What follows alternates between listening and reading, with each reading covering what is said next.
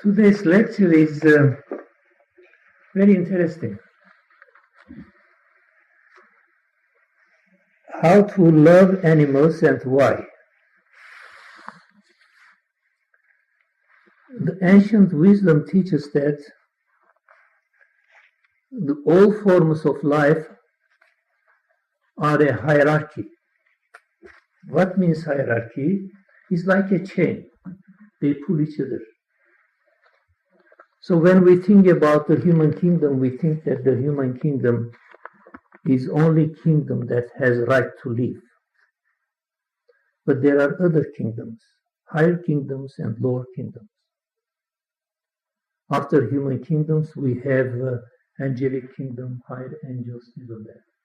Lower kingdoms are animals, vegetables, and minerals.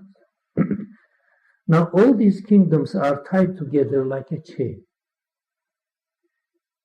They must grow together. They must survive together. They are a total unity.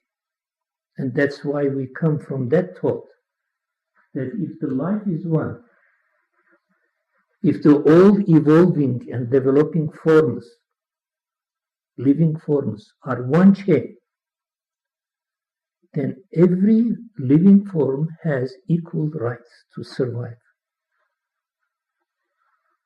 So interesting. As for example, your body, you want your head to survive, but not your hand. It's very ridiculous. So in the nature, the same thing happens.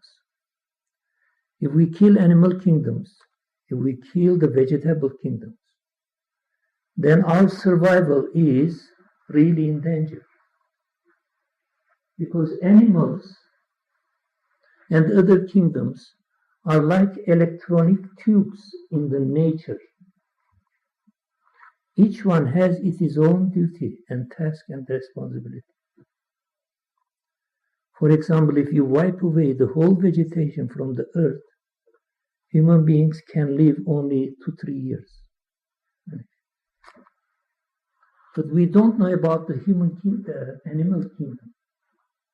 Animal kingdom has similar and a little higher duties and tasks in the bringing energies from different sources, assimilating and giving it to the man, to the nature.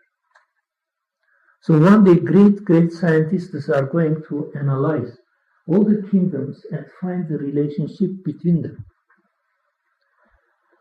The Tibetan sage, writing about these things in the Cosmic Fire, says something very interesting. A great sage or avatar will come in the beginning of the next century to reveal to man his relationship to the animal kingdom.